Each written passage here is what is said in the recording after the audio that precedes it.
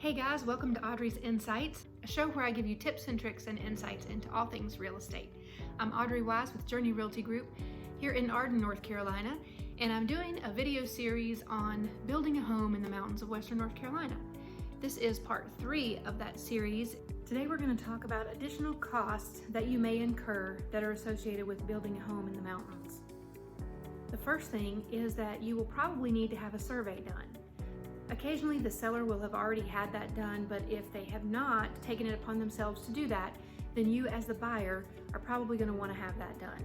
The cost of the survey is going to depend on the size of the tract of land that you're buying. Second cost that you're going to incur if you are not building in a subdivision or somewhere that you can attach to the city sewer is you're going to have to pull permits for a septic inspection, and you're going to have to pay for that PERC test. And the purpose of the PERC test is to see how well the soil drains, and that's going to determine how many bedrooms you're allowed to have in your home. Another cost that you'll probably incur is a well. Unless you are building somewhere where you can tap into the city sewer, you're going to have to drill a well and get your water that way. The deeper the well, the more it costs, obviously. So keep that in mind when you're choosing a lot. And lastly, if you're going to work with an architect and have them actually draw up home plans for you, you're going to have that added expense as well.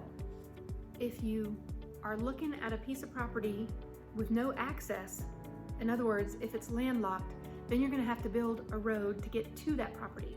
And that can be very expensive here in the mountains. It's not just knocking down a bunch of trees, but it's that plus a lot of grading. Building a road in the mountains can get very expensive. So that's another thing to keep in mind when you're choosing a lot. So I'll recap right quick some additional costs that you may incur when purchasing land in the mountains of North Carolina to build on. Survey, septic system, well, and an architect. Next video, I'll talk about making an offer on that lot and what that process looks like from start to finish. In the meantime, if you have questions, please feel free to reach out to me. My contact information is below. Thanks so much for watching, and I'll catch you next time on Audrey's Insights.